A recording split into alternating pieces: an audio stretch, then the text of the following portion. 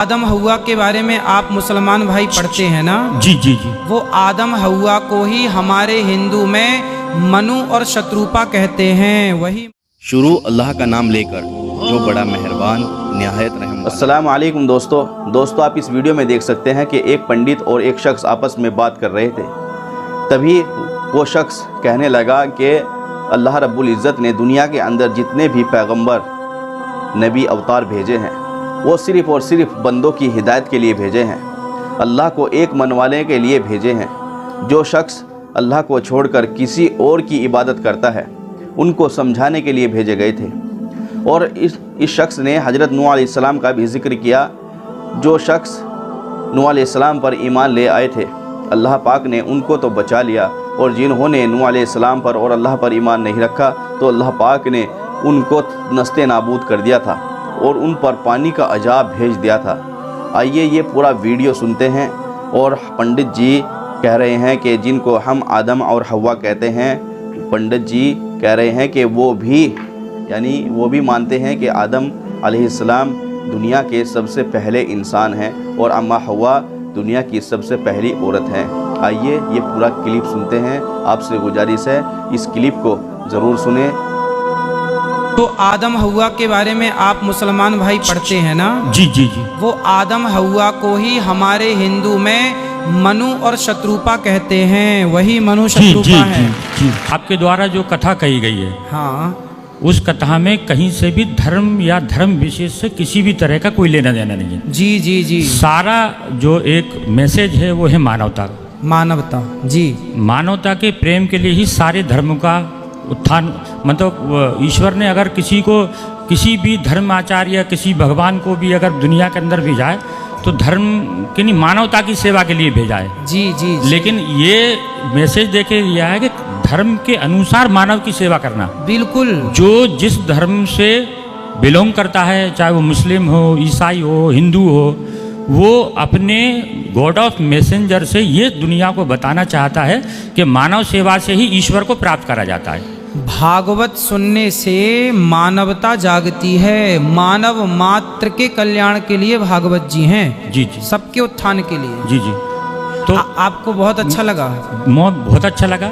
और मैं अपनी थोड़ी सी एक व्यथा सुनाना चाहता हूँ। बताइए बताइए। गुरुजी, मैं अस्पताल में नौकरी करता था। 2087 से मेरी पोस्टिंग थी जी। 2005 तक मैं अस्पताल में नौकरी करता था। जी जी। मैं अस्पताल में रह के और मरीजों की सेवा करता था। जी।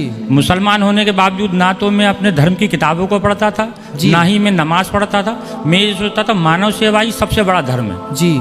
लेकिन ईश्वर ने अपने गॉड ऑफ मैसेंजर से ये बताया कि धर्म के अनुसार ही मानव सेवा करना बहुत ज़रूरी है। जी। आप जिस धर्म में पैदा हुए उसको मानना भी बहुत ज़रूरी है। जी जी।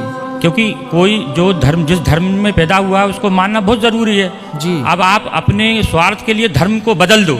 जी जी। कि इस धर्म में अच्छा लग रहा है, कल उस धर्म में अच्छा लगेगा, ऐसे तो दुनिया ही मतलब बदल की पूरी ज़िंदगी खत्म हो जाएगी। जी जी। तो श्रीमान जी, एक ऐसी घटना घटी कि जरा सी गलती में मुझे जेल आना पड़ा 2007 में। अच्छा।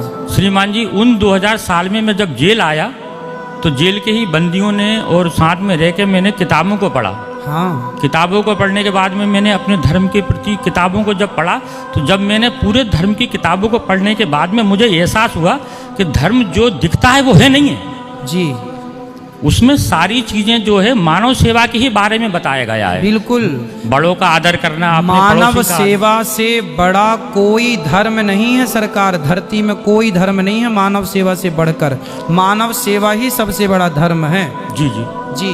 इसके बाद मैं जब उन 5 सालों में आया जेल के अंदर, तो जब मुझे सजा पड़ी, कोई भी गवाह नहीं, कोई जिसने मेरी रिपोर्ट करी थी वो 16 दिन बाद खुद ब खुद मर गई थी गुरुजी। अच्छा। सिर्फ मेरे खिलाफ सिर्फ FIR होने के बावजूद मुझे 10 साल की सजा हुई। अच्छा। लेकिन मैंने भी इसमें ईश्वर का ही समझा कि इसके भी पीछे कुछ कारण हो सकता है। जी। गुरुजी, फिर मैं भोपाल सेंट्रल जेल आया।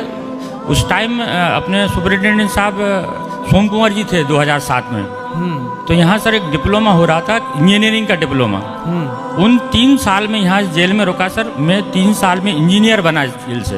अच्छा। जी सर, मैं इलेक्ट्रिकल इंजीनियर से डिप्लोमा है मेरे पास सर। जी जी। फिर यहाँ से जाने के बाद में 2010 के बाद में अपना मैं कारोबार करता रहा बाहर। लेकिन उस 3 साल में मैं सिर्फ नमाज को सीख पाया यहाँ पे, नमाज कैसे पढ़ी जाती, ईश्वर की आराधना कैसे करी जाती। जी लेकिन ईश्वर की तरफ से पहुँचाई गई कुरान को मैंने नहीं पढ़ा था। जी 2019 में मुझे दोबारा सजा हुई, फिर मैं अंदर आया, फिर मेरी लगन लगी। आज मैं मेरे धर्म के प्रति जितनी मेरी आस्था होती है, मेरे अंदर जो ऊपर वाले ने जो मुझे जिम्मेदारियाँ दी थी, जी वो मैंने इस जेल के अंदर कुरान को भी पढ़ना सीखा। जी और आज निरंतर मैं 3 से 4 हमारे पारे बोलते हैं, जिसको अपन किताब नंबर वाइज बोलते हैं, 30 नंबर होते हैं, उसमें से 2 या 3 हर रोज़ पढ़ने की कोशिश करता हूँ और उस ऊपर वाले से माफ़ी मांगता हूँ कि तूने मुझे इस दुनिया में भेजा और मैं कृतज्ञ हो गया उसके लिए भी। जी एक तो ये है गुरुजी। दूसरी, जब मैंने किताबों के अंदर पढ़ा तो 2 हिंदू धर्म से मिलते हुए 2 वाक्य जो है मेरी किताब के अंदर मिले। अच्छा। एक तो ये है कि शिव अर्ध नागेश्वर जिसको बोलते हैं, अर्ध नागेश्वर क्यों कहते हैं? अर्धनारीश्वर, अर्ध नारेश्वर। जी। आप अपने हिसाब से कैसे आइडेंटिफाई करेंगे उसको? आप बताइए, आपने क्या पढ़ा? मैंने ये पढ़ा कि जब ईश्वर ने आदम सलाम को इस दुनिया के अंदर भेजा, अकेला भेजा, सिंगल, हाँ मिट्टी से बना के, जब दुनिया के अंदर 40 साल तक वो जमीन के अंदर पड़े रहे, जी, क्योंकि दुनिया उनको दिखाने के लिए पैदा करा था। जी जी इसके बाद क्या हुआ, तो ईश्वर से उन्होंने कहा कि मुझे इस दुनिया में अकेला क्यों भेजा?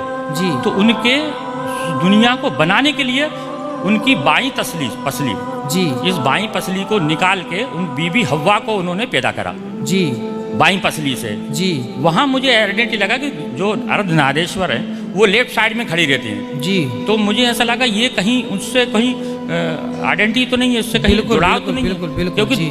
हो सकता है किसी ने कुछ लिख दिया हो, क्योंकि जो किताबें हैं वो आदिकाल बहुत साल पुरानी है, जिसको जैसे हमारा कुरान है, कुरान आदम हव्वा को जानते हैं आप? नहीं, सिर्फ पढ़ा है, मैं सिर्फ पढ़ने की बात कर रहा हूं। हाँ, तो आदम हव्वा के बारे में पढ़ा है? जी जी जी। जो आदम हव्वा के बारे में आप मुसलमान भाई पढ़ते हैं ना? जी जी जी। वो आदम हव्वा को ही हमारे हिंदू में मनु और शत्रुपा कहते हैं। वही मनु शत्रुपा है, वही मनु शत्रुपा है, वही मुस्लिम में आदम हव्वा है। नाम बदल गया ना साहब? जी जी। नाम बदल गया चूंकि भाषा बदल गई। जी जी। हम संस्कृत और हिंदी भाषी हैं, जी जी। और आपकी भाषा उर्दू है, अरबी।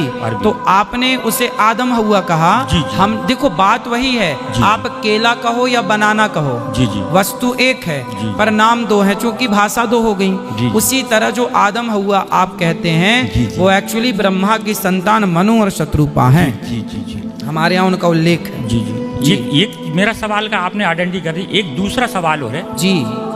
एक और नबी हमारे यहाँ आए थे, नूह अस्सलातु वस्सलाम। जी। आपके जैसे अभी अपने देश के प्रधानमंत्री श्री मोदी जी जो हैं, जी। वो वहाँ नाम कहाँ नीचे गए थे अभी, उसको कौन सी वो है, हाँ, द्वारिकाधीश जो है वो हाँ। पानी के अंदर है। पानी के अंदर उस संबंध में भी एक किस्सा हमारी किताब के अंदर है। बताइए। एक नबी थे नूह अस्सलातु वस्सलाम, जब उन्होंने अपनी कौम से कहा कि ईश्वर एक है, इसकी आराधना करो, जी। इसके अलावा दुनिया के अंदर कोई देने वाला नहीं, सिर्फ ईश्वर है जो सबको दे सकता है, जी। मुझे भी दे सकता। तो इस बात को कहने के लिए उन्होंने सारी अपनी कौम से बोला। जी। तो उनकी बीवी बच्चे किसी ने उस चीज को नहीं माना। जी। लेकिन उनको उनकी बात को मानने वाले 85 लोग रहे। जी। तो फिर उन्होंने ईश्वर से ये कहा कि अल्लाह, ये सारी कौम तो सुनती नहीं है। जी। तो फिर अल्लाह की तरफ से एक मैसेज आया कि नूह अपने लोगों से कहो जल्दी ही इस कौम को मैं नस्ते नाबूद कर दूंगा, पानी से डुबा दूंगा।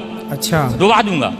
तो फिर उन्होंने कहा अल्लाह ताला जो वो भी डूब जाएंगे जिनने भी मेरी बात को माना है। तो उन्होंने कहा एक नूह एक कश्ती बनाओ, उस कश्ती में जो तुम्हारे मानने वाले उस कश्ती में बैठ जाएंगे, और वो जो है जो बच जाएंगे और जो तुम्हारी बात को नहीं मानेंगे वो सारी इसके अंदर जो है पानी में डूब जाएंगे। थोड़ा सा मैं ये नहीं कह रहा कि ये सारी चीजें एक दूसरे से सही है, नहीं मिलती हैं, सिर्फ मिलती हैं। वही हमारे यहाँ के आधार पर। हमारे यहाँ जब भगवान मत्स्य बनकर आए, जी जी। तो मत्स्य भगवान ने सत्यव्रत नाम के राजा को कहा कि तुम जिसको चाहो इस नाव में रख लो, वो रह जाएगा, बाकी प्रलय काल में सब डूब जाएगा।